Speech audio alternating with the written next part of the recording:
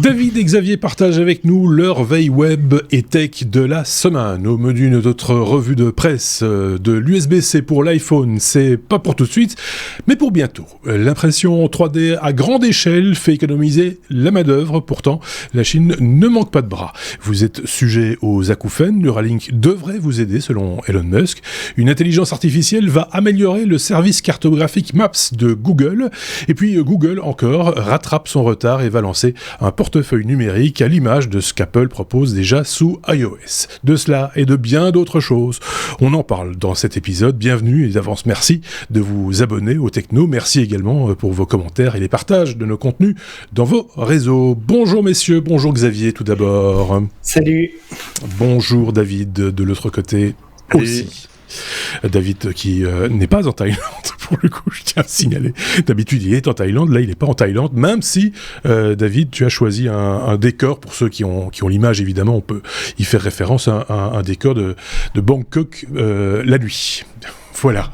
Comme ça, ceux qui se demandent mais qu'est-ce que c'est que ce fond auront du coup la réponse. Plein de choses cette semaine. Il s'est passé des choses des fois intéressantes, des fois moins intéressantes. Vous l'aurez peut-être noté, un épisode un peu teinté de Google, puisqu'il y avait Google I.O., le lancement, l'ouverture de Google I.O. cette semaine, avec quelques annonces que nos petits camarades, vous l'avez noté, n'ont pas manqué d'épingler. Si vous êtes prêts tous les deux, je propose qu'on y aille tout de suite sans attendre. Allons-y. Avec. Et on va commencer avec David pour parler d'USB-C justement. David, l'USB-C sur l'iPhone, peut-être l'iPhone 15. On n'y est pas encore, mais bon, ça donne un petit espoir tout de même, il faut le dire. En effet. Donc l'USB-C l'Union européenne est en passe de l'obliger de toute façon, mais apparemment Apple sortirait son iPhone 15 avec un port USB-C.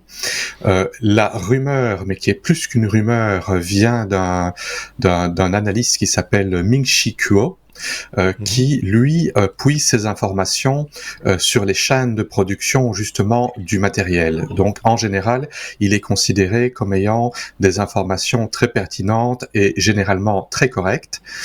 Et donc l'iPhone 14 ne serait pas en USB-C, mais l'iPhone 15 en 2023 serait en USB-C. Non seulement ça répond aux attentes de l'Europe pour ce qui est d'avoir un système de chargement universel, mais également Apple était en retard parce que le port Lightning avait des limitations de débit de données et de vitesse de chargement, et passer à l'USB-C va leur permettre d'avoir une meilleure vitesse et de pouvoir proposer une vitesse de chargement supérieure. Par contre, ils n'auront peut-être plus l'occasion autant qu'avant de forcer les gens à acheter du matériel Apple, quoique 3 petits points. Oui, parce qu'il y a quand même le problème de la connectique mini jack, par exemple, qu'il va falloir du coup faire passer par de l'USB-C, ça veut dire un nouvel accessoire. De manière plus générale, hein, les accessoires liés au son qui sont existants aujourd'hui en Lightning, il faudra les porter sur USB-C, ou comment ça va se passer? Est-ce qu'il y aura des adaptateurs? Est-ce possible d'avoir des adaptateurs qui permettent de passer de l'un à l'autre? C'est la question que je pose, mais je ne sais pas si l'un de vous a une réponse à émettre par rapport à ça. Mais j'imagine que ça doit exister parce qu'on a déjà des chargeurs qui permettent de charger plusieurs types de ports. Donc oui, je parle pas des chargeurs. Je parle pas du tout des chargeurs. Pour le transfert de data, tu veux dire. Oui, du data, donc du son, en l'occurrence, ouais. Dans un sens et dans l'autre, d'un micro vers l'appareil, comme on le fait souvent d'ailleurs. J'utilise pas les accessoires. Et inversement, c'est ça surtout l'inquiétude, parce que le chargement, ça je ne doute pas un seul instant que ce soit simple, c'est 2 fils. Ils ont un protocole propriétaire justement pour vérifier que le matériel est bien du matériel autorisé. Donc il est plus que probable que pour pouvoir mettre ces accessoires Lightning sur de l'USB-C, il va falloir un petit adaptateur que probablement ils vont vendre pour une bouchée de pain. Tout le pain. qui permettrait de faire ça, ou tout simplement vendre des nouveaux produits et dire, ben voilà, votre accessoire Lightning, il a fait sa vie, maintenant achetez le nouveau produit USB-C. De notre pour côté, une bouchée de pain. on sent aussi que... Ce sera le prix d'une roulette. Ce sera le prix de la boulangerie. Mais on sent aussi cette tendance quand même forte chez Apple de vouloir aussi ne plus avoir de connecteur du tout. Le chargement par induction, par exemple, ça fait partie de l'idée. Les écouteurs Bluetooth, ça a toujours fait partie de l'idée aussi. Donc peut-être qu'à terme, peut-être pas pour l'iPhone 15, mais l'iPhone 16 par exemple, on peut imaginer un iPhone sans aucun connecteur, et là ça règle, je vais pas dire tous les problèmes, ça en posera d'autres, mais ce serait pas étonnant de la part d'Apple qui a toujours eu cette tendance à vouloir se défaire des connecteurs, même sur les devices comme les ordinateurs portables par exemple. Donc pourquoi pas cette solution-là aussi, je sais pas ce que vous en pensez. Mais reste à voir quelle norme ils utiliseraient pour la recharge sans fil, si ce serait une norme standard ou si ce serait... De toute façon, c'est l'induction, ils le font déjà et ça fonctionne. Donc là, il n'y a pas de grand mystère. Oui.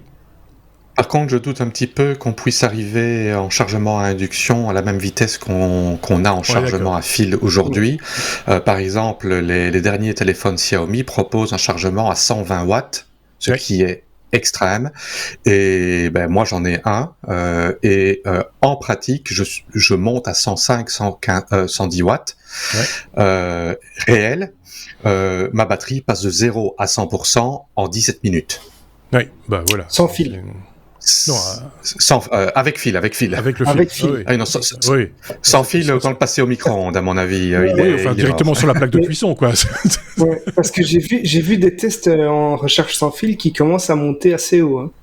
Je sais plus à combien de kilowatts ils sont, mais ça commence à... Oui, mais avec quel rendement, quoi. C'est pas, on le sait bien, le chargement sans fil, c'est pas le truc le plus écologique qui soit, hein. Il faut être très clair là-dessus. Bref, on verra bien de quoi sera fait l'avenir.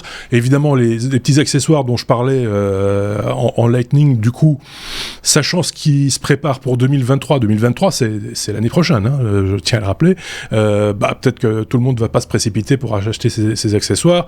Par contre, la vente des iPhone 13 actuellement et même aussi les 12 et le SE, le dernier SE, ne risque pas d'être compromise par cette... Je suis un peu étonné que l'iPhone 15 arrive déjà en 2023. Moi, par contre, ça, c'est une question qu'on peut se poser. Il sera peut-être annoncé fin 2023 pour une disponibilité en 2024. C'est probablement ça. Ouais, ça doit être ça, oui, effectivement. Bon, ok.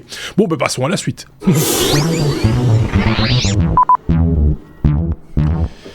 La suite comme la lettre B. B comme barrage. Xavier, on va parler d'un barrage construit, comme tu le dis, sans chinois. C'est-à-dire sans bras, quelle que soit la taille des bras. C'est la Chine qui va donc construire un barrage avec une imprimante 3D, en tout cas sur le principe de l'impression 3D. C'est bien de cela dont il s'agit. Voilà, je me suis amusé un petit peu avec le titre, vous allez comprendre pourquoi. Donc, tout d'abord, le contexte, c'est la Chine est en train de construire un nouveau barrage hydroélectrique qui va être construit sur le plateau tibétain. Et pour ce faire, elle va utiliser ce qui est décrit comme la plus grande imprimante 3D du monde, avec une structure de 180 mètres. Donc, effectivement, c'est autre chose que les 25 ou 30 cm de haut qu'on connaît, David et moi, pour notre imprimante à domicile. La particularité, c'est que dans ce projet, il n'y aura pas un seul employé humain, donc pas un seul Chinois, c'était la petite blague dans le titre, qui sera présent sur le chantier. Pourquoi ? Parce que, en plus de cette imprimante, en fait, tous les engins de construction qui sont liés au projet seront contrôlés entièrement par une intelligence artificielle. Ça veut dire qu'il n'y aura pas, même pas quelqu'un pour surveiller ou piloter une machine et la laisser comme dans une Tesla conduire tout seul avec juste les mains sur le volant. Ici, ce sera vraiment complètement autonome. Alors, le système est composé d'un système de planification de la construction et d'une ligne d'assemblage. La planification va calculer les besoins de l'impression, donc au fur et à mesure que les couches vont se rajouter, la planification du transport et des matériaux va être faite en même temps, et cette approche va permettre d'éviter des erreurs humaines. Par exemple, lorsque les conducteurs de rouleaux compacteurs ne font pas un trajet parfaitement droit, parfois, ça génère des petits accidents, ça n'optimise pas le trajet. Avec ce type de méthode, mais en principe, ce ne sera plus le cas. Mais surtout, ça va permettre au chantier de tourner 24 heures sur 24 sans aucune interruption. Et du coup, cette centrale devait être achevée en 2024. Elle va alimenter, en électricité toute la province du Henan, soit 100 millions de personnes, avec quand même 5 milliards de kilowattheures par an qui vont être produits par la centrale. Alors la Chine a déjà montré qu'elle était très en avant par rapport à l'impression 3D, même dans des projets architecturaux. Ils sont connus pour avoir fait, si je me trompe pas, le plus grand pont construit en 3D. Ils ont déjà construit des maisons, etc. Ici, on passe à une autre échelle puisque c'est un barrage complet qui va être construit. Et la particularité, c'est que dans cette démonstration, on va combiner pour la première fois de A à Z l'impression 3D avec l'intelligence artificielle. On a les images, vous trouverez d'ailleurs le lien dans l'article qui va avec cet épisode vers un pont imprimé en 3D et complètement rétractable. Il fait quelques mètres de long, c'est pas non plus... c'est pas, celui-là, il fait 9 mètres si je me trompe pas. 9 mètres et des, oui, mais c'est quand même impressionnant parce que la technologie, l'idée qu'on s'en fait, c'est quand même assez rigolo, la manière dont ça se construit et ça se déploie. Donc si le barrage est de la même énergie, entre guillemets, de la même philosophie, ça risque de donner aussi un objet intéressant à regarder. C'est ça que je voulais dire. Architecturalement, ouais. Peut-être qu'il y aura des bonnes surprises. Je n'ai pas vu les plans. Pour l'instant, c'est on vrai n'a pas que d'image. par l'impression 3D, il pourrait se lâcher d'un point de vue structurel aussi et esthétique. Allez-y. De toute façon, il n'y a pas de syndicat, rien, puisqu'il n'y a pas d'ouvriers. Donc ils peuvent y aller. Mais on sait déjà qu'avec des logiciels, je sais qu'il y a des logiciels d'Autodesk qui font ça très bien notamment, qui peuvent analyser grâce à l'intelligence artificielle également comment optimiser les matériaux et comment optimiser la structure de quelque chose pour limiter la quantité de matériaux utilisés, tout en conservant les mêmes propriétés en termes de solidité, etc., voire même en les renforçant. Donc voilà, on verra. C'est vrai qu'en tant qu'humain, les ingénieurs ont sans doute des fois pris des précautions supplémentaires en rajoutant du béton, en rajoutant des choses qu'il ne fallait peut-être pas rajouter, que les intelligences artificielles aujourd'hui peuvent définir comme étant facultatives ou voire même peut-être totalement inutiles.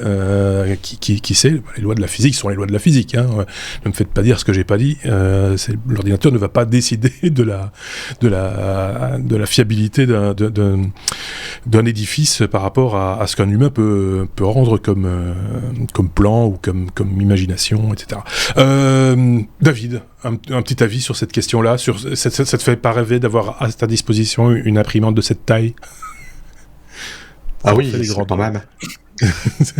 Des grands drones, ah oui, un drone géant, ça c'est pour aller sur Mars, c'est pour Elon. C'est ça, parce que je rappelle que David imprime énormément de choses et entre autres il imprime ses propres drones et donc du coup ça fera un très très gros drone. Il faudra encore des gros moteurs aussi, des grosses hélices, ça c'est pas fait encore.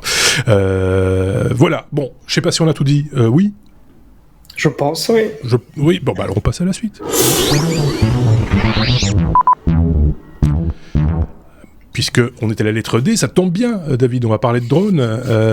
La chasse à l'homme est lancée, ça fait un petit peu peur quand on dit ça. Ce sont des drones, une escadrille de drones même qui est capable de traquer quelqu'un à travers une forêt assez dense. Et là, on ne parle pas me semble-t-il, on ne parle pas d'infrarouge ou de choses du genre. Non. Oui, le titre fait peur, la vidéo fait peur, ça fait peur quand on pense à toutes les implications que ça a. Oui. Donc ce sont des escadrilles, donc des essaims de drones qui sont capables de voler de manière autonome et qui sont capables de traquer un être humain dans une forêt dense. Alors, on va dire, on a déjà vu des essaims de drones qui font des shows lumineux, etc. Ensemble. Donc, on se dit, il n'y a rien vraiment de bien neuf sous le soleil. Sauf qu'ici, une différence, c'est que les drones sont autonomes, ça veut dire qu'ils sont autonomes. Il n'y a pas un programme central qui pilote les drones. Les drones sont complètement indépendants les uns des autres, ils ne mettent pas en commun leurs informations, ils ne volent pas avec des données GPS, ils ont des capteurs, des caméras, un altimètre, et ils ont été entraînés avec un réseau de neurones et ils sont capables d'éviter les objets, donc de voler à relativement haute vitesse dans une forêt. Une forêt, il y a des arbres, il y a des branches, il y a du feuillage. Ils sont capables d'éviter les obstacles, ils sont capables de s'éviter les uns les autres, et ils sont capables de suivre un être humain qui est en train de courir dans la forêt, essayer de cacher derrière les arbres. Ils sont capables, quand ils perdent la vision de l'être humain, de pouvoir estimer où il est et de pouvoir le traquer comme une bête dans les... Alors, je vais essayer d'être positif 2 secondes. C'est pour faire des jeux de cache-cache. Voilà. Parce que chaque fois que j'entends traquer les êtres humains, etc., je trouve ça un peu dur quand même. Parce que bon, technologiquement, ça reste quand même très amusant à regarder. C'est impressionnant. Donc, en fait, c'est une université en Chine qui a développé ça, une université à Zhejiang, si je prononce bien, et probablement pas. Ils ont la taille de la paume d'une main, donc ils sont équipés de caméras avec profondeur de champ, des senseurs d'altitude et un ordinateur avec un système de réseau de neurones qui a été entraîné. Une des applications est une application pour faire de la reconnaissance sur des terrains où il y a eu une catastrophe naturelle. Ça, c'est l'utilisation positif, mais bien sûr des applications militaires, et apparemment le Pentagone et les États-Unis sont très très très intéressés et font leurs propres tests en utilisant ces technologies. Oui, ça, il fallait s'y attendre. Ceci dit, c'est vrai que pour retrouver quelqu'un dans une forêt, quand on voit ça de temps en temps, quand on perd des gens, ou des enfants sont perdus dans la forêt, ou que sais-je, on fait des battues, et évidemment, ça prend un temps fou. Ici, ça permettrait quand même de gagner du temps sur ce type de recherche, et également, on peut en tout cas l'imaginer. Je ne sais pas ce qu'en pense Xavier de cette technologie. Alors, j'ai évidemment vu cette news et je l'ai suivie avec attention, parce que je suis moi-même assez fan de tout ce qui est drone, etc. Je vais compléter un petit peu l'information parce que je trouve que c'est quand même un exploit vraiment qui est réalisé ici, parce que il faut savoir que les drones chinois, les Chinois ont une grosse avance déjà technologique sur les drones. La plus grande marque mondiale au niveau des drones DJI est chinoise, et aujourd'hui des drones individuels ont encore, malgré qu'ils soient bardés de capteurs, ont encore beaucoup de mal à se déplacer seuls dans des environnements très complexe. Donc vous prenez votre drone en pleine forêt, même s'il a des capteurs en haut, à gauche, à droite, devant et derrière, c'est pas encore pour autant qu'il va éviter toutes les branches. Ici, le fait que ce soit un essaim complète fortement le réseau de capteurs, parce que chaque drone va lui-même apporter ces informations à l'ensemble du groupe. Et donc, on crée vraiment une carte en 3 dimensions de l'ensemble de l'environnement. Et c'est pour ça que même si un drone perd de vue, entre guillemets, une cible, en fait, c'est l'ensemble du réseau qui travaille comme un seul poursuivant, en fait, et qui va réussir à atteindre cet objectif. Donc, c'est pour moi vraiment un exploit technologique assez important, et c'est très impressionnant à voir quand on connaît un petit peu les dessous technologiques que ça implique. J'imagine qu'il a fallu beaucoup de calculs, beaucoup de maths, beaucoup de logique aussi. Et ça se fait en temps réel. Et en plus en temps réel, ouais. David. Oui, en effet, j'avais zappé l'information qu'en fait, ils communiquaient entre eux pour se partager l'information. Les deux articles que j'ai lus parlaient du détachement par rapport à un ordinateur extérieur, donc ils sont indépendants, mais de là, j'ai assumé que c'était... Mais comme Xavier dit, en effet, ça clarifie un peu l'article que moi j'ai lu. Ils communiquent entre eux, c'est pour ça qu'ils ne perdent pas l'information. Voilà, enfin bref, l'idée reste là. J'ai vu une certaine quantité de drones. Est-ce qu'on sait jusqu'à combien ils sont montés? Enfin, combien de drones de petite taille comme ça sont utilisés pour l'expérience, là, en l'occurrence Je ne sais pas quel est le minimum, mais j'imagine qu'il n'y a pas de maximum. Ouais. Il y avait une petite dizaine dans la vidéo qu'on a vue, je pense. Oui, c'était en tout 10-20, je pense. Ouais, ce qui est déjà beaucoup quelque part pour quadriller. Enfin, ça dépend de la zone à quadriller, mais c'est déjà une performance en soi. Voilà, encore une application de ces petits objets, les drones. Je ne sais pas ce que vous en pensez chez vous. N'hésitez pas à nous le dire en commentaire, que ce soit sur la plateforme de podcast sur laquelle vous nous écoutez, ou que ce soit sur YouTube si vous regardez la vidéo, ou sur notre site lestechno.be.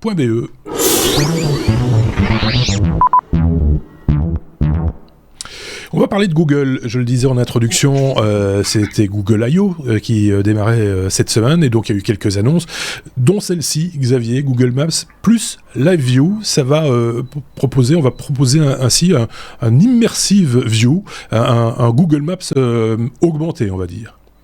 C'est ça.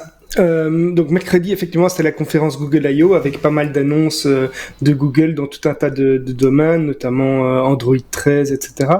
Mais ils ont présenté également une série de méthodes qu'ils vont mettre en œuvre pour améliorer Google Maps, et notamment l'utilisation de l'intelligence artificielle qui va permettre de fusionner des milliards d'images aériennes qui ont été prises par GPS, mais également toutes les photos de Street View. Donc chaque fois que quelqu'un prend une photo dans Street View, mais également avec Live View quand vous vous déplacez avec votre GPS et que vous filmez en temps réel pour avoir via réalité augmentée les indications de navigation. En fait, tout ça a permis de créer un réseau d'images et de couvrir, en tout cas dans les grandes villes, quasiment 100% de l'espace qui occupe donc ce qui compose cette ville, pardon.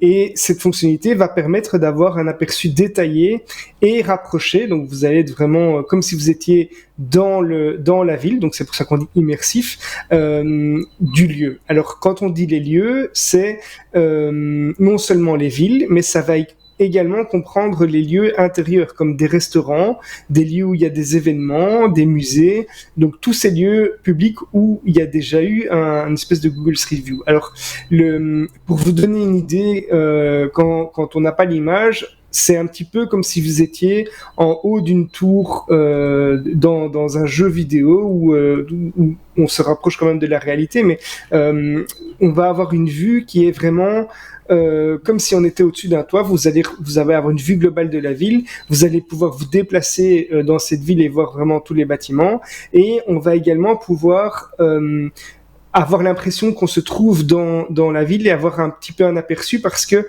on va pouvoir également jouer avec les données météo, avec l'heure, donc on va pouvoir se faire une idée du niveau d'affluence qui est en général à certains moments de la journée, etc. Donc c'est assez impressionnant.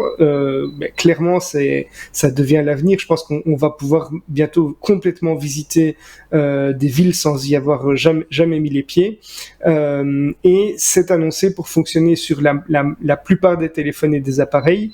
Ce sera évidemment d'abord déployé dans des grandes villes comme Los Angeles, Londres, New York, San Francisco et Tokyo. Et puis plus tard, d'autres villes suivront dans l'année toujours. Donc voilà, on rentre encore un petit peu plus dans Street View, on se plonge vraiment maintenant dans la ville via Google Maps.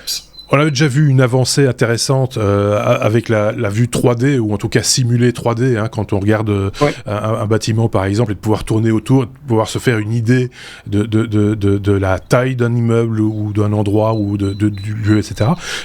Ici, avec cette possibilité, en plus tu parlais de l'heure ou de la météo, ce qui est intéressant, c'est de pouvoir voir l'ensoleillement à une heure donnée, par exemple.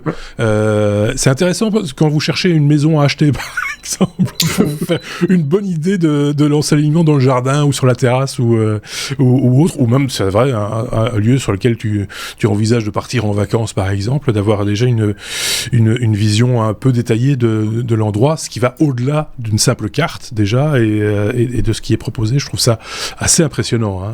Je sais pas ce qu'en pense David. Moi, je trouve ça... Je pensais justement au même exemple que tu viens de citer, de quelqu'un qui veut acheter une maison. Quand on est en train de chercher une maison à acheter, c'est parfois intéressant de pouvoir faire une visite virtuelle de l'endroit, histoire de même savoir si ça vaut la peine d'aller la visiter ou pas. Oui. Personnellement, moi, j'ai déjà fait des visites comme ça avec Street View, des endroits où je devais aller pour pouvoir explorer le terrain avant d'y aller. Parfois, oui, quand on a une carte, on a le GPS, mais c'est parfois intéressant de voir comment sont les alentours de l'endroit où on voit. En visuel, c'est beaucoup plus parlant. Et maintenant, ajouter la dimension 3D et reconstitution en 3D en haute qualité, c'est vraiment très sympathique, et ça permet en effet de visiter des endroits où on n'a jamais été de manière réaliste. La quantité de données derrière ça doit être gigantesque, hein. J'ai aucune idée. Si vous avez l'info de la quantité de données que ça représente... ça va prendre du temps pour générer ces images. Ça va prendre du temps, on l'imagine. Et ça évolue constamment. Hein. Et ça évolue constamment, mais c'est peut-être... Si vous n'avez pas la chance d'habiter dans une capitale, déjà, je pense que ça va prendre encore plus de temps. Voilà. En tout cas, si vous voulez voir votre chez vous, si vous voulez voir ce qui se passe...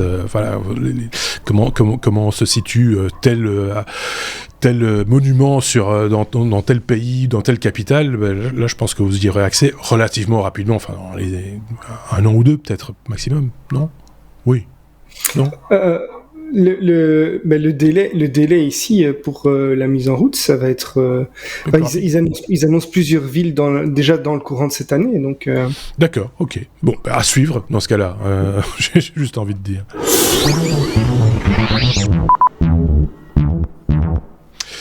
Toujours la lettre G comme GPU, David.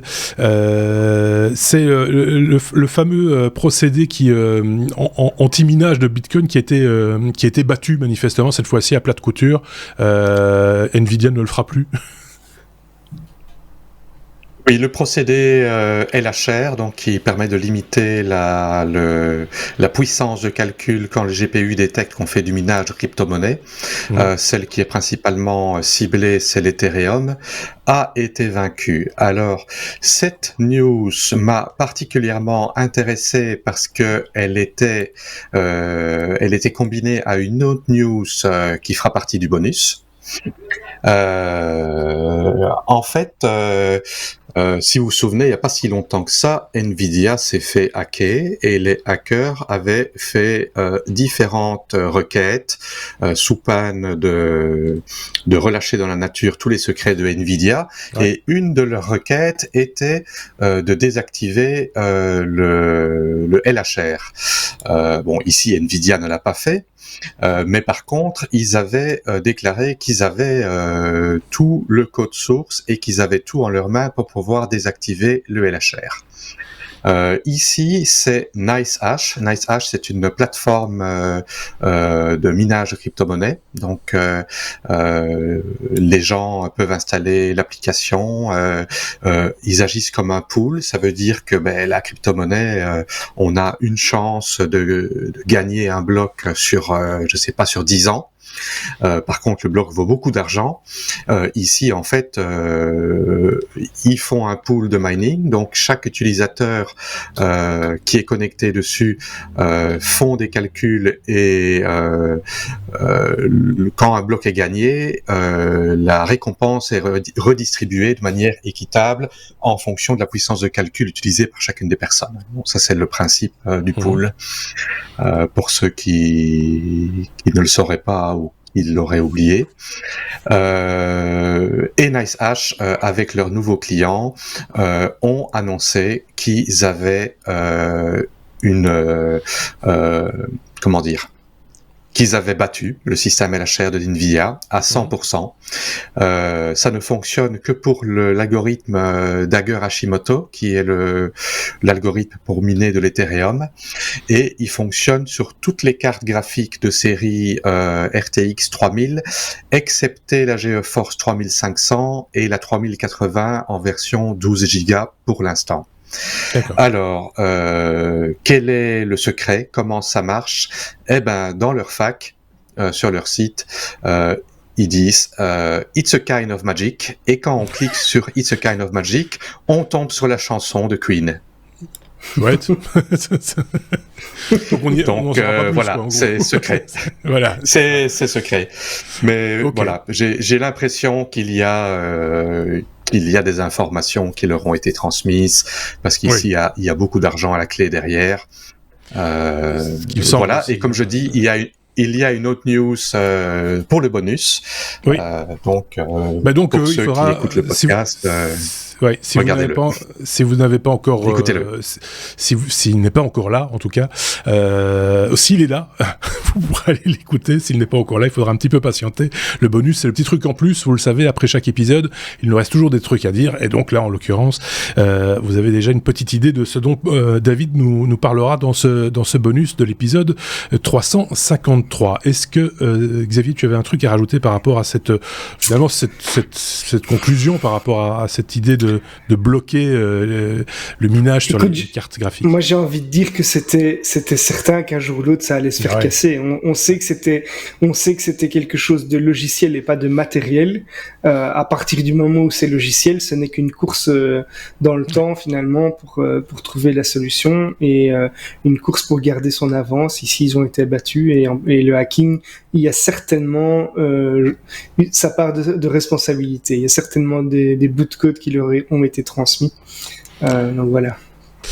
NVIDIA a pourtant déclaré que c'était une protection qui était non seulement software, mais hardware. Oui, c'est ce qu'ils avaient dit. Oui, mais c'est du hardware géré par du software. Donc, voilà, c'est ça. Donc c'était contournable, en tout cas, moyennant peut-être aussi une perte de puissance ou une perte de rendement sur la carte, qui sait. Mais en l'occurrence, là, c'était apparemment, ici, c'est 100% de performance et ça ne nécessite pas d'installer un driver non officiel. Ça fonctionne avec le driver officiel de NVIDIA. Donc voilà, pas mal. Le bureau recherche et développement chez NVIDIA va perdre quelques-uns de ses membres dans les jours ou les semaines qui viennent, me semble-t-il. Mais... Des fois, plusieurs jours après, Xavier fait un mais pour dire qu'il veut rajouter un truc. Ça me fait penser, la dernière fois, on avait parlé de ça, et je voulais dire un truc. C'est souvent trop tard. Par rapport à l'USB-C. Dont on a parlé dans l'épisode 128, donc il y a très très longtemps. Je voulais juste dire que est-ce que ça va réellement porter préjudice à Nvidia? Au final, ils vont quand même vendre des cartes et bien sûr, même plus qu'avant. Donc ça va rien changer pour eux. Ouais. Oui, c'est ça va pas changer grand-chose. Enfin, ça va changer peut-être leur discours par rapport aux actionnaires. Ça, oui. c'est ça qui risque de changer à un moment donné. Toute autre chose, on est passé à la lettre N. Tu ne l'as pas loupé, j'imagine, Xavier. On va parler de Neuralink. Elon Musk qui annonce une nouvelle fonctionnalité donc pour Neuralink, cette société qui, allez, on va dire, c'est une société qui est très branchée transhumanisme, en gros. Hein, c'est ça. Neuralink, c'est une start-up américaine cofondée plutôt par Elon Musk. C'est une start-up qui travaille dans la neurotechnologie et qui développe des implants cérébraux avec des interfaces directes neuronales. Alors la société, elle vise à développer des composants électroniques qui sont intégrés intégrés au cerveau, par exemple pour augmenter la mémoire, piloter des terminaux, pour mieux marier le cerveau à l'intelligence artificielle dans le cadre du transhumanisme, comme tu disais. Et cet implant est vraiment tout petit. Il y avait une présentation d'Elon Musk qui avait montré un implant d'environ 23 mm de diamètre pour 8 mm d'épaisseur. J'imagine que ça aura encore été réduit depuis lors, ou en tout cas que ça pourrait l'être par la suite. Et donc on va pouvoir implanter ça sous le cuir chevelu, sans que ce soit réellement visible. Alors la nouveauté, c'est que via Twitter, Elon Musk a été interpellé concernant les acouphènes.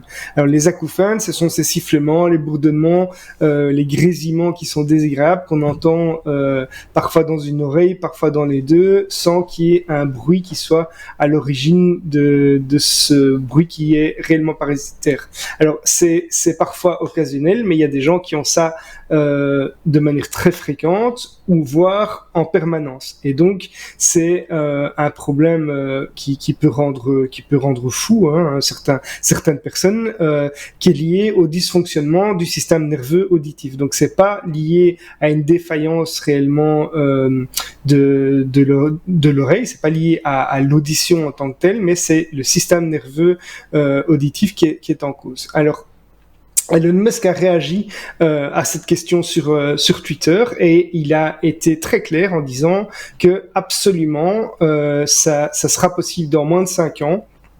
Donc ils vont pouvoir supprimer les acouphènes, puisque Neuralink est un appareil de lecture et d'écriture qui est généralisé avec 1000 électrodes, et qu'il en faut probablement beaucoup moins de 1000 dans le cas des acouphènes. Donc ça, c'est ce que Elon Musk a répondu via Twitter. Alors, bien sûr, pour pouvoir arriver à ça, il faudra que Elon Musk, en tout cas pour que ce soit commercialisé, il faudra qu'Elon Musk obtienne l'autorisation de la FDA, donc la Food and Drug Administration, l'organisme américain qui se charge d'autoriser la commercialisation, l'utilisation, qui analyse l'éthique, etc., pour les médicaments et les autres appareils médicaux aux États-Unis, puisque ici on est clairement dans le domaine de la santé. C'est intéressant, c'est vrai que c'est horrible, hein. Moi j'ai déjà eu des acouphènes, mais passagers, c'était lié à une autre pathologie, mais c'est épuisant, c'est continu, il n'y a pas moyen de s'en défaire. Il y a des bruits comme ça, comme je sais pas, si vous avez des trains qui passent dans votre entourage, vous arrivez à faire abstraction à un moment donné du bruit que vous entendez. Là, c'est pas possible de faire abstraction de ce son permanent. C'est le genre de choses que vous pouvez choper aussi simplement parce que vous avez été trop près du haut-parleur lors d'un concert ou dans une discothèque ou autre, et vous êtes pété un peu les oreilles. Il peut vous en rester des acouphènes. C'est vraiment très fatigant, et ça peut sauver la vie des gens, hein, parce que c'est très difficile du coup quand on a un son comme ça d'arriver à se concentrer, et à faire des choses du quotidien ça devient très très très perturbant, quoi. Je disais que ça pouvait rendre fou, mais je pense réellement qu'il y a des gens qui doivent péter un câble à cause de ce genre de pathologie. En tout cas, ça peut jouer sur le caractère aussi, du coup. Ah oui, ça certainement, oui, même sans aucun doute. Donc, voilà. Sur le sujet, j'ai des choses à dire. Oui, mais vas-y. Parce que avant que tu mettes un jingle. Non, vous avez quelqu'un devant vous qui souffre d'acouphènes de manière extrêmement forte. Mais moi, c'est permanent, et heureusement pour moi, j'ai eu ça enfant, et j'ai toujours vécu dans le bruit aussi longtemps que je me souvienne. Même que il a fallu plus d'une dizaine d'années avant que je sache que c'était des acouphènes. Ouais. Et que les médecins m'ont dit, mais non, ce n'est pas normal.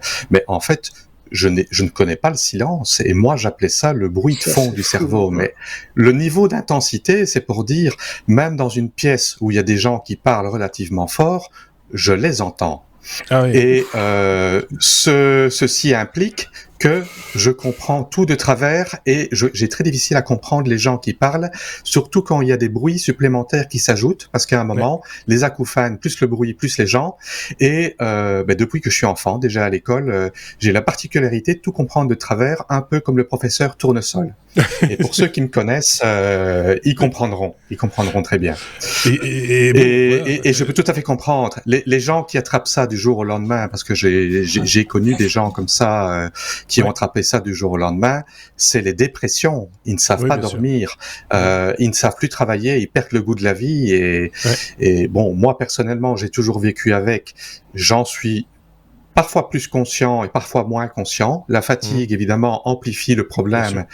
Mais si un jour je pouvais avoir quelque chose qui me fasse connaître le silence pour une fois, je vais pas dire que c'est comme un aveugle qui trouverait la vue.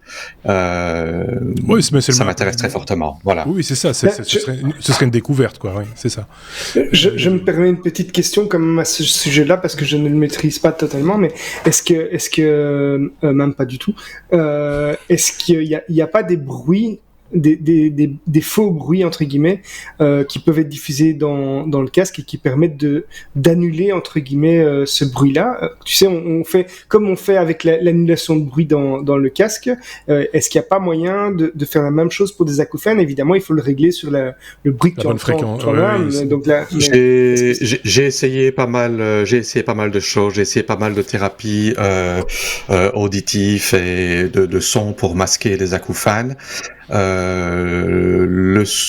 Il y a certains sons, quand c'est des sons qui sont dans les fréquences, mais moi dans mon cas, ce n'est pas une fréquence particulière, c'est toute une rangée de fréquences qui sonnent, donc ça fait un bruit, on va dire un peu pour comparer, c'est entre le bruit d'un compresseur de frigo, mais beaucoup plus aigu, et le sifflement d'une TV à tube cathodique, le sifflement très aigu.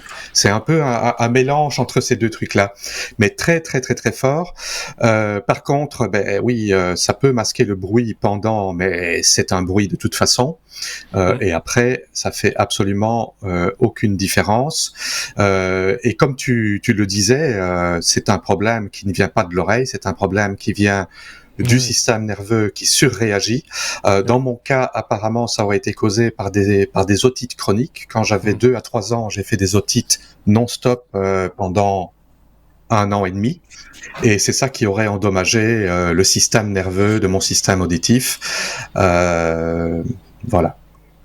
Ça devient un podcast médical. Je viens de vous l'annoncer. Là, on va parler médecine dorénavant. On va parler des bobos et autres. Pour moi, je l'ai eu pendant un petit mois et j'étais en panique. J'étais très content que ça a disparu progressivement. J'ai pas eu cette joie que ça disparaisse d'un coup. C'est venu progressivement. Moi, c'était un sifflement, tout simplement. Pas 1000 Hertz, mais un petit peu en dessous, mais épuisant. Et voilà. Bon courage à ceux qui doivent subir ça, et on espère effectivement que des solutions comme celles que proposera Neuralink seront accessibles, j'allais dire rapidement, mais ce ne sera jamais rapide, hein, parce qu'on touche quand 4-5 ans, ici c'est demain. Hein, oui, mais avant que ce soit commercialisé, Xavier, t'échapperas pas que ça va quand même prendre encore un peu plus de temps. Et qu'il y ait une approbation du FDA. Oui, c'est ça, et puis après, il faut quand même encore accepter d'aller sur le billard et que quelqu'un aille vous trifouiller la tête pour aller vous poser ce système. Donc moi je trouve ça fantastique technologiquement, mais je n'ai pas l'impression que pour le commun des mortels ce sera disponible tout de suite, sans vouloir te faire peur, David, et t'ôter une certaine joie. Ça me fait pas peur, moi j'ai toujours vécu avec, donc... Oui, voilà. Enfin bon, si Elon cherche un Kobe, en échange de, je sais pas moi, un gros chèque. D'un gros chèque. Et pas en crypto, je prends pas la crypto. Je prends plus les cryptos. C'est fini les cryptos, ouais. Et d'un compte Twitter à vie. Ok, bon, on passe à la suite. T comme traduction, David. Tiens, je vais te redonner la parole, puisque Google, une fois de plus, et l'application Google Translate annonce l'arrivée de 24 nouvelles langues. Il en manquait donc. C'est étonnant. Il en manquait, il en manque toujours. Il y a plus de 300 ou 400 langues, je pense, dans le monde qui sont parlées euh, relativement couramment. Donc voilà, 24 langues de plus. On peut se dire que c'est une petite news, mais même 24 langues ici, ils parlent quand même que c'est 300 millions de personnes qui parlent ces langues-là. Ce qu'il y a d'intéressant technologiquement, c'est que c'est une nouvelle étape technologique pour Google, parce que ces 24 langues sont les premières langues qu'ils ont ajoutées en utilisant un nouveau système qu'ils appellent le Zero Shot Machine Translation, qui est un système à intelligence artificielle avec un modèle d'apprentissage de langue qui permet de traduire une langue sans avoir même vu les exemples, des exemples de texte. Donc D'accord. c'est une nouvelle technologie. Bon, sur le blog AI de Google, ils ont un document technique assez poussé que je vous invite à regarder si vous êtes intéressé à en savoir un peu plus sur ce qu'il y a en dessous du capot. Mais c'est vraiment un gros pas en avant. En plus de ça, bon, ces langues-là sont des langues qui sont des langues peu communes, comme par exemple, il y a quelque chose qu'on connaît peut-être un peu plus, il y a le Lingala qu'on parle en République démocratique du Congo. Il y a des langues qui sont parlées au nord de l'Inde, au Mali, toutes des langues locales, mais des langues locales qui sont quand même parlées chacune par 10 à 50 millions d'habitants. Le Lingala, c'est 45 millions. Aymara, c'est une langue ou un dialecte qui est utilisé en Bolivie, au Chili, au Pérou par 2 millions de personnes, enfin une estimation de 2 millions de personnes qui parlent cette langue. Donc c'est pas énormément de monde finalement. Le DVI, c'est 300 000 personnes aux Maldives qui la parlent. Il y a mieux, le sanskrit, 20 000 personnes. Ah, voilà, si vous connaissez quelqu'un qui parle le sanskrit, qui l'écrit, voilà, c'est. Je trouve ça vraiment génial. Moi, j'ai l'occasion de voir en Thaïlande, parce qu'en Thaïlande, il y a beaucoup de personnes qui ne parlent pas du tout anglais et qui parlent rien d'autre que le thaï et qui ne savent pas même comprendre. Ça leur permet de communiquer de manière assez efficace avec des étrangers. Évidemment, la traduction a ses limites avec Google Translate, mais ce qui est génial, c'est la combinaison du Google Translate avec la reconnaissance vocale. Oui. Et donc, maintenant, ce que je vois très couramment en Thaïlande, on parle dans son smartphone dans sa langue native et ça écrit ou même ça reparle sur haut-parleur dans la langue traduite. Et c'est quelque chose qui va être développé et bon, ça c'est peut-être un peu mon avis personnel, mais j'ai vu plusieurs articles qui allaient en ce sens. Dans le métaverse, dans Meta, c'est une chose qui va aussi être faite, c'est de pouvoir parler dans sa langue et que la personne en face nous entende parler dans sa langue.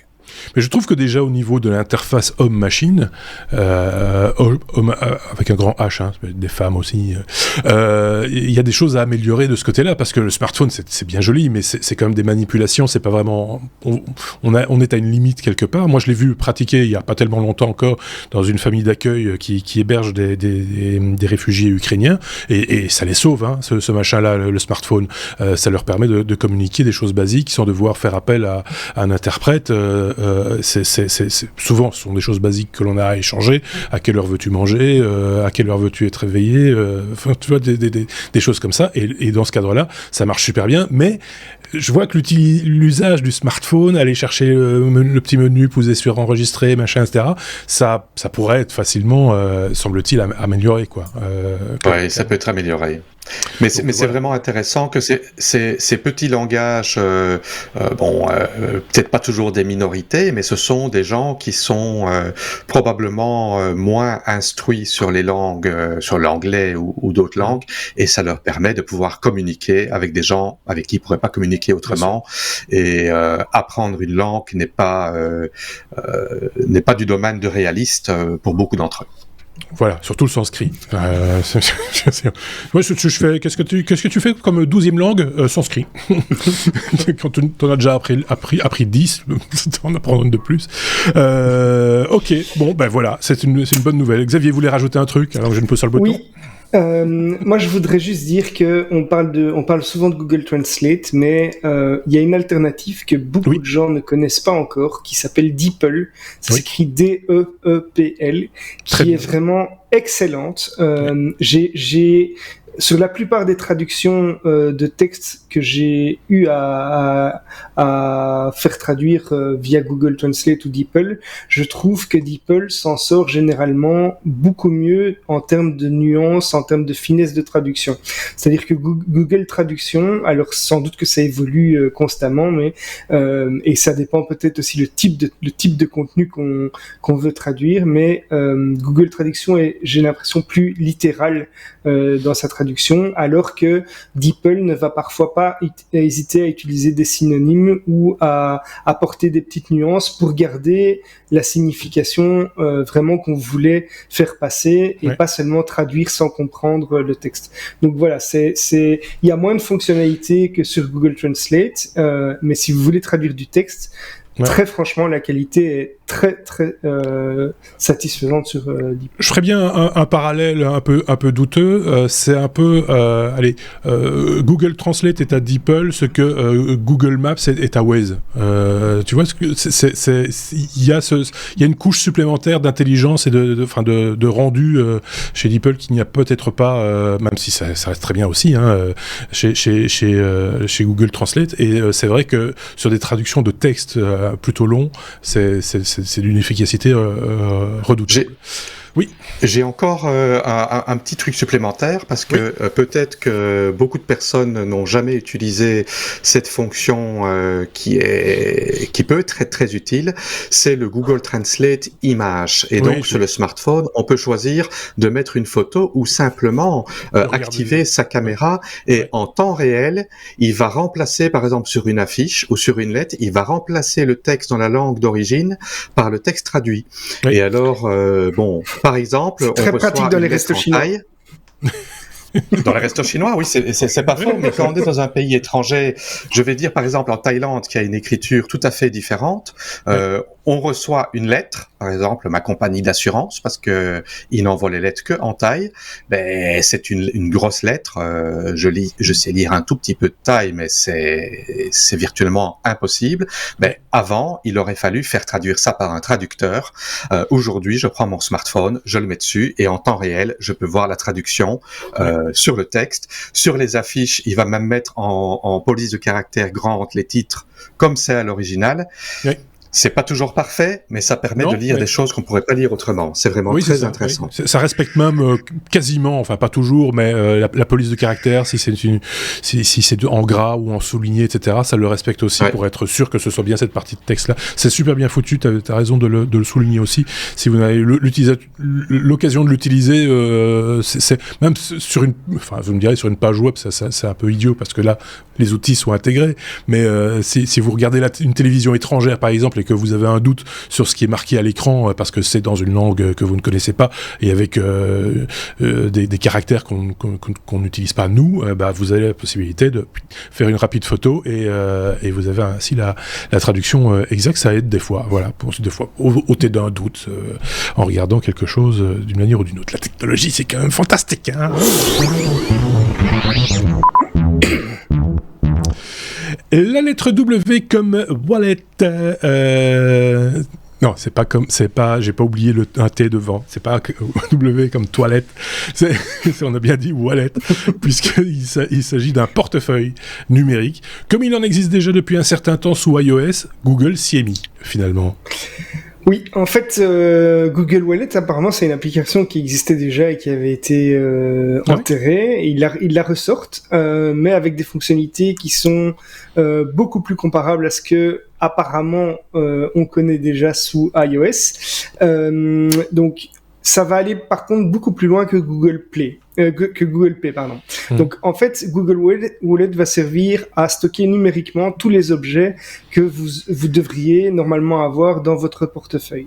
L'application Pay, elle va être utilisée en complément au portefeuille pour faire les paiements, alors que cette application Google Wallet va vraiment vouloir remplacer le conteneur pour stocker les actifs de paiement, donc toutes les cartes, mais aussi des actifs de non-paiement, c'est-à-dire par exemple des cartes d'accès pour un hôtel, donc toutes des clés pour un concert, enfin voilà. Donc il peut y avoir plein d'utilisations différentes, et donc l'objectif c'est vraiment de remplacer autant que possible le portefeuille. Alors c'est quelque chose dont je serais absolument fan, parce que j'ai un grand nombre de cartes de fidélité, enfin toutes ces crasses là, et qui sont souvent indispensables même quand on va à l'hôpital ou autre.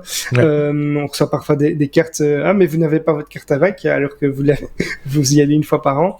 Donc ça va servir aussi pour remplacer des badges d'accès par exemple, etc. Alors la firme veut vraiment proposer une intégration complète de Wallet avec tous ces autres services. Donc il devrait y avoir d'autres fonctionnalités supplémentaires, et donc par exemple voilà, la carte de transport, sur la carte de transport, mais on verra la carte, mais on verra également le solde qui va être affiché sur Google Maps par exemple, quand on va rechercher un itinéraire, pour savoir si le solde est suffisant sur la carte, ou si on va devoir la recharger, et pour savoir si le tarif est donc suffisamment bas pour permettre, sans devoir recharger, d'utiliser cette application. Donc moi je suis impatient de voir ça. On sait même qu'aux États-Unis, on va pouvoir même remplacer le permis de conduire dans Wallet. Donc on ne sera pas obligé d'avoir son permis de conduire sur soi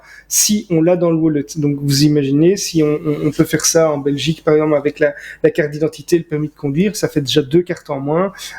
Toutes les cartes Visa, Mastercard, etc. Mais finalement vous n'aurez plus que de l'argent numérique, de l'argent physique dans votre portefeuille, les pièces de monnaie. Donc ça peut être plus besoin de portefeuille pas, puisqu'il y a des gens qui vont dire oui, mais attention, ils vont du coup pouvoir surveiller tout ce que vous faites, etc. C'est évidemment la contrepartie, comme pour tous les autres produits de Google.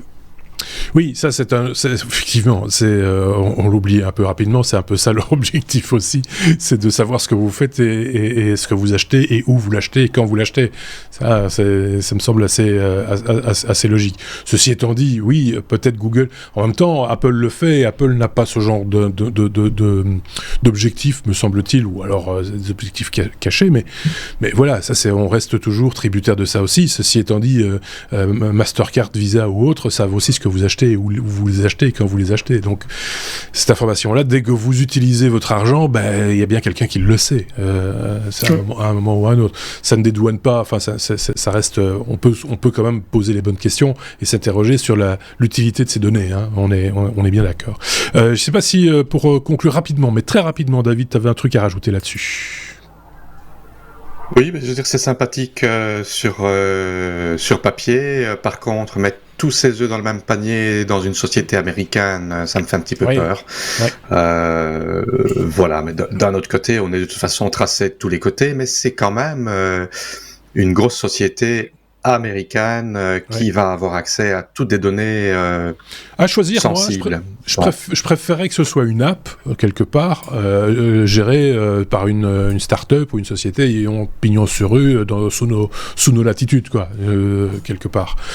Et qui essaierait quand même de donner un maximum de sécurité par rapport à ces informations, et qui respecterait aussi les lois européennes, les lois françaises, les lois belges, etc. Je suis assez d'accord avec cette idée-là, moi. Mais bon, chacun se fera son opinion, et n'hésitez pas, donc, du coup, à partager. Il y a déjà des applications similaires, hein, comme Curve, par exemple, qui est une carte Visa qui peut remplacer d'autres cartes Visa, etc. Donc, voilà, il y a des solutions similaires qui existent, mais ici, ça va un peu plus loin, puisqu'on a en plus l'utilisation du NFC, sans doute, et des choses comme ça, donc voilà. On verra ce que ça donnera dans l'avenir. Et je pense qu'aux États-Unis ils vont en être friands. Chez nous, ça va peut-être prendre un petit peu plus de temps, me semble-t-il.